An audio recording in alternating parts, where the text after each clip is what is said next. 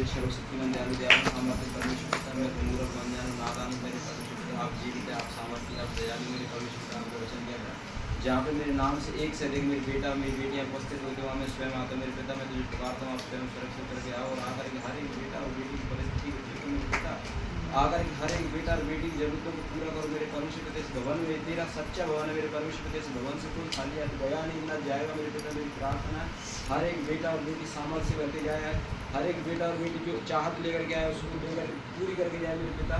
इस भवन से जो बेटा बेटी अपनी चाहत बना करके आए मेरे दयालु परमेश्वर पिता, हर एक बेटा और बेटी की चाहतों को आप पूरा करो मेरे पिता। मेरा मुंह बोल दे ताकि मैं तेरा गुणानुवाद कर सकूँ। एक बार दो दार तालियां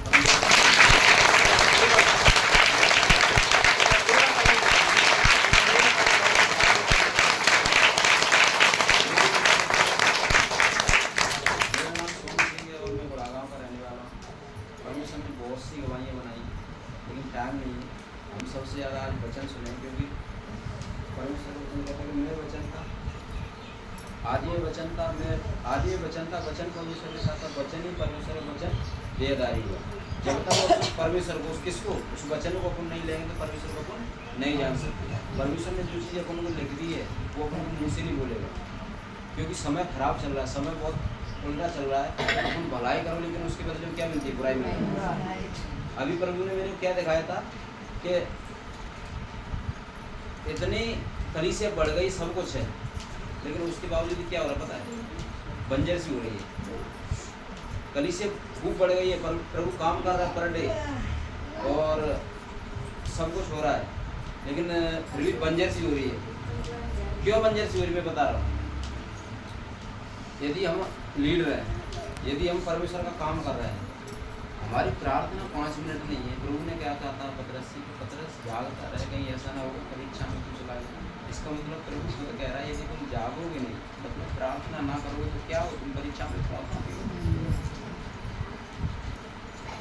प्रार्थना जब जब अपन करेंगे तब तो अपने रास्ते खुलेंगे। प्रार्थना एक ऐसी आग है कि हर एक चीज़ को जला करके राख कर देती है। यदि मुझे लोहे को, यदि मुझे पीतल को, यदि मुझे सोने को किसी में डालना है, उससे कुछ बनाना है, लोहे का कुछ बर्तन बनाना है, पीतल का कुछ पात्र बनाना है, सोने का कुछ बनानी है, लर चैन वगैरह जो भी कुछ बनाना है, उसके लिए मुझे क्या करना पड़ेगा? उसको आग में भेजना पड़ेगा। यदि मुझे भी कुछ बनना है तो मुझे खुद आग में जाना पड़ेगा, और वो आग परमेश्वर की कहाँ से आती है? प्रार्थना से।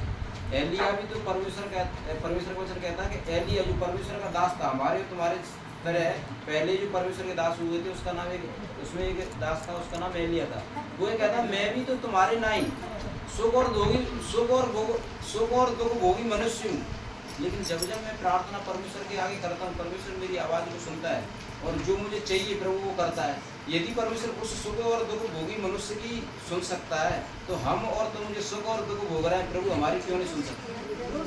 अवश्य सुनेगा, लेकिन हमारी आंखें आंखें खुली नहीं है, हमारे आंखें कान खुले नहीं है, तो हम कैसे बढ़ सकते हैं? जब जो भी तुम मांगो परमेश्वर से, वो मांगो सबसे पहले क्या चाहिए? परमेश्वर की सामर्थ्य चाहिए। प्रभु मुझे तू चाहिए।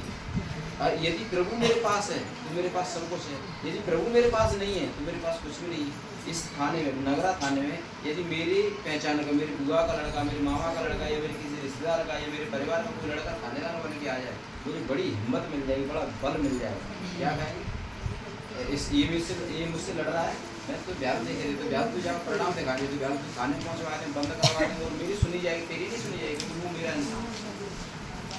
जब जब परमेश्वर से अपना कनेक्शन बना रहेगा तब तक वास्तव में परमेश्वर उसी तरीके से काम करता है जिस तरीके से थानेदार आ जाए, पुलिस वाले आ जाए, गाड़ी छूट जाए तुरंत बोला भैया कि हाँ मेरी गाड़ी पकड़ गई, तुरंत मैं छुड़वा। उसी तरीके से जब जब अपना शैतान पकड़ लेता है, भाई पकड़ता क्या?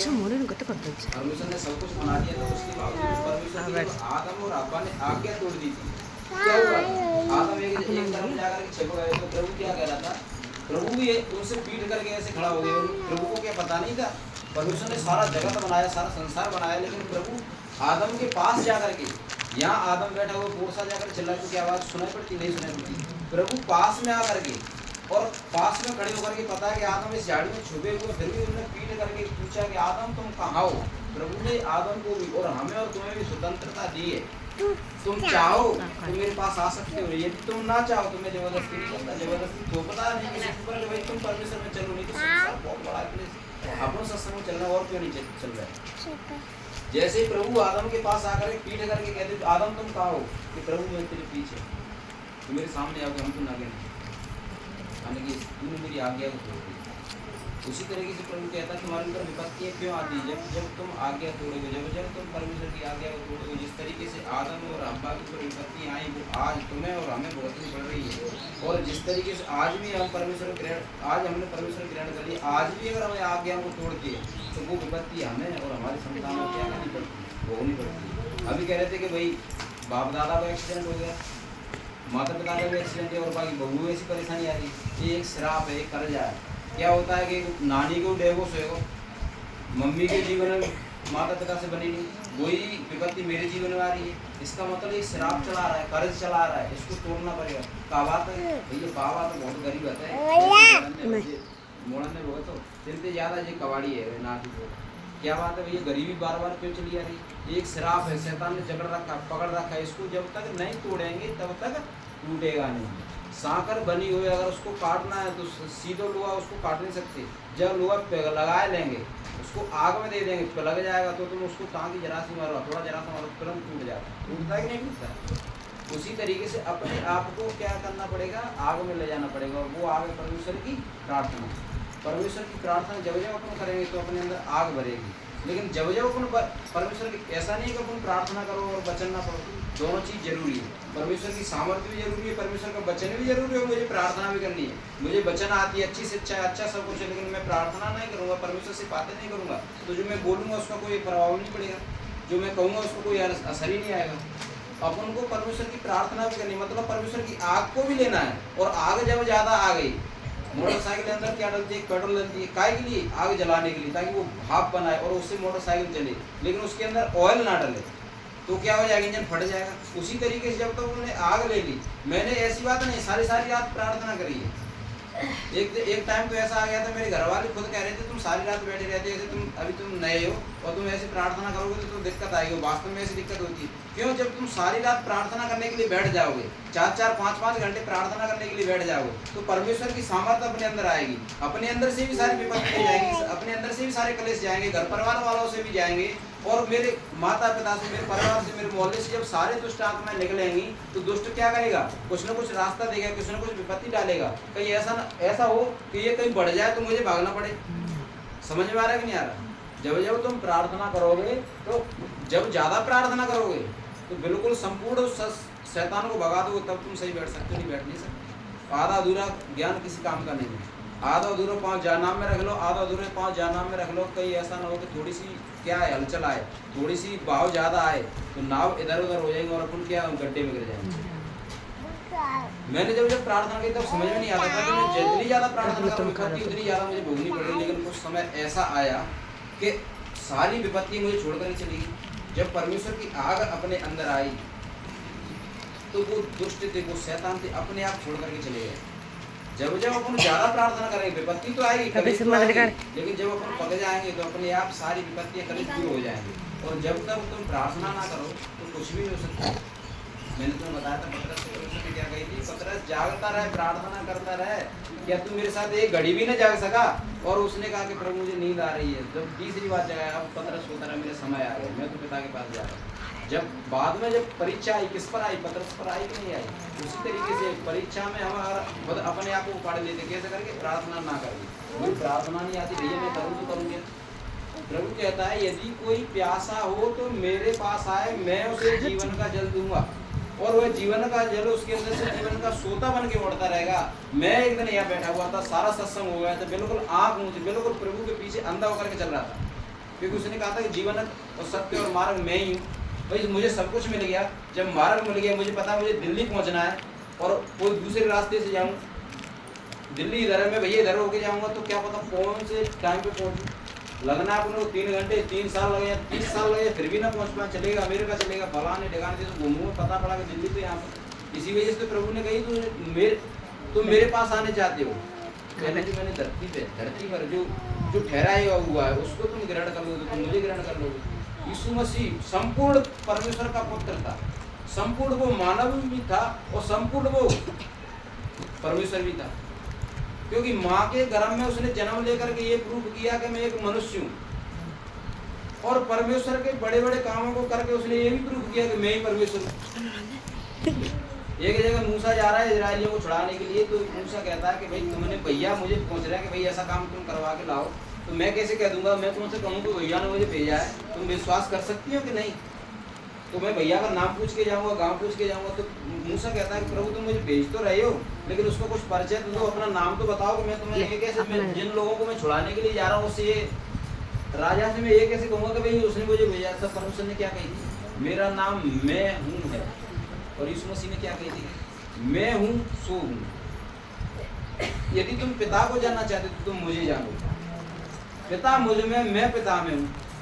हम इतने धर्मी ना था कि परमेश्वर स्वयं कर गया, अपन उसको ग्रहण करके, तो परमेश्वर को ग्रहण करके अपन करके यीशु मसीह को ग्रहण करके परमेश्वर तक पहुँच सकते हो। और हमारे पास कोई जरिया नहीं और हमारे पास कोई रास्ता नहीं है। यदि तुम्हें रास्ता ढूंढना हो तो जाओ 1000 वर्ष के लिए तपस्या करने के लिए बैठ जाओ, इस तरीके से ऋषि मुनि करते रहते, और 1000 वर्ष के बाद उनकी आंखें खुल रही है, तब कहीं आकर के उनको मुक्ति मिलती थी। वो मुक्ति आज अपने इसी परिवार में रहते हुए, संसार में रहते हुए, सब कुछ रहते हुए अच्छे कर्म करने से सिर्फ मिल रही है। क्यों ना हम बुरे कर्मों को छोड़ दें? नहीं, बुरे कर्म छोड़ दें, गाली को छोड़ दें, गाली छोड़ दें तो फिर मेरे जीवन में व्यतीत हो बस न्याय के दे रहे कि सत्संग में गए तब तो धर्मी है, सत्संग के बाहर निकल गए फिर क्या है? प्रभु ने मुझे दिखाया था कि हम लीडर हैं, हम परमेश्वर काम भी कर रहे हैं, लेकिन अंदर से देखो तो एकदम उजड़े उजड़े से हो रहे हैं। क्यों? कि अपने अंदर प्रार्थना की कमी। हन्ना ने जब खूब कुड़कुड़ा के देख लगी, एफ्रेम के पहाड़ी प्रदेश का एक राजा था, उसका नाम एलकाना था, उसकी 2 पत्नियां थी, एक का नाम था हन्ना, पहले ब्याह करके उसका नाम हन्ना था, दूसरी थी उसका नाम था पनिन्ना। पनिन्ना के तो बेटे हुए लेकिन हन्ना की कोई संतान नहीं हुई। भाई बड़ी पहले आई तो उसको ऐसे बोलना चाहिए, तो हन्ना की कोई संतान नहीं हुई, लेकिन जिसके फल नहीं उसको क्या कर दिया, पीछे कर दिया कि पनिन्ना के तो बेटे हुए लेकिन हन्ना के कोई बेटा नहीं हुआ। भाई जिसके आज भी जो कोई फलवंत नहीं है उसको संसार पीछे छोड़ देता है। तो मुझे फल लेकर के आना है। प्रभु ने कहा कि तुम फल लेकर के आओ। फल लाने किसका काम? मेरा। और फल नहीं लेकर के आओ तो अपन इसी संसार में क्या होना पड़ता है? निंदित होना पड़ता है। फल तभी आएगा जब हम पेड़ से जुड़े रहेंगे। पेड़ से अलग हो जाओ, नीचे सूख जाओ, गिर जाओ, काम की नहीं। जब तक परमेश्वर से हम जुड़े रहेंगे तो अपने आप फल आएंगे।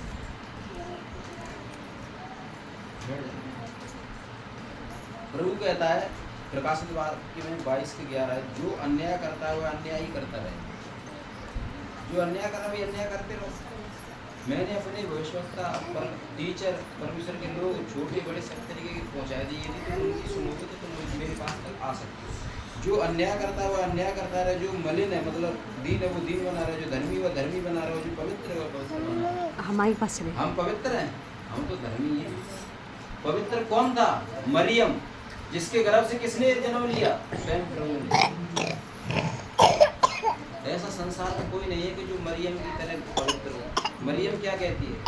परमेश्वर ने अपनी दासी की दीनता पर क्या की है? दृष्टि की है, जब उसने स्वयं आकर के मेरे घर में होकर बैठे बैठे मैंगोदी में बैठे।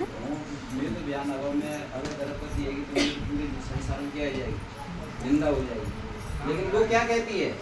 प्रभु ने अपनी दासी की दीनता पर क्या करी है?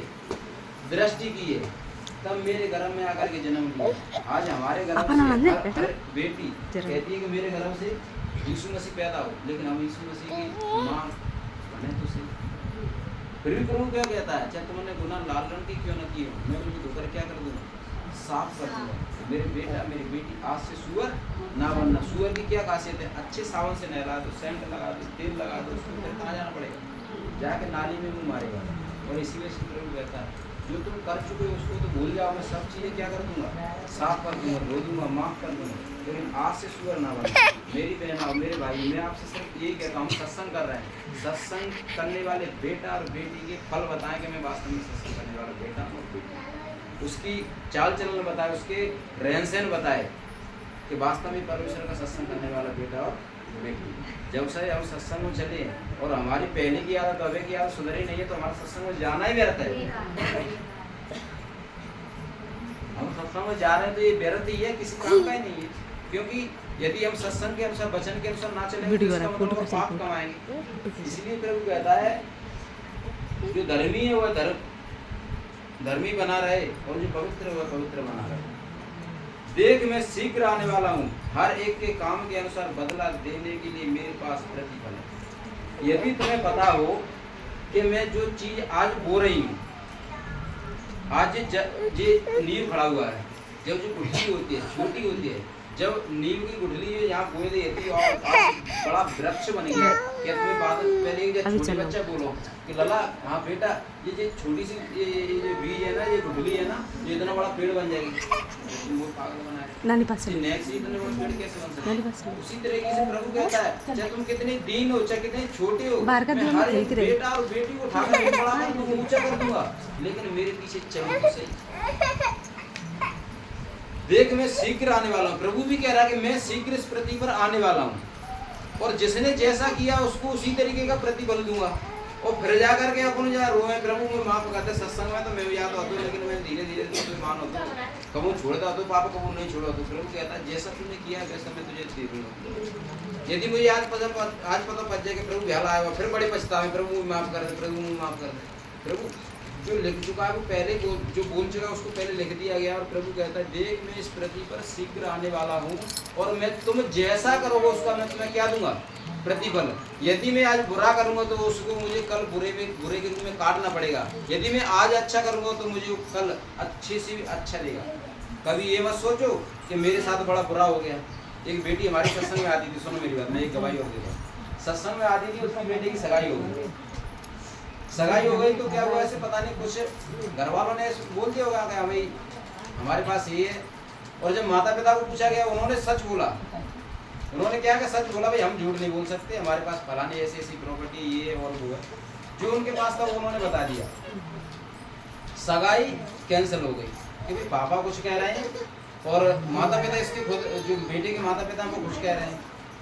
लेकिन माता पिता सत्संग करने वाले ऐसे सत्संग करने वालों को मुझे बड़ा अच्छा लगा।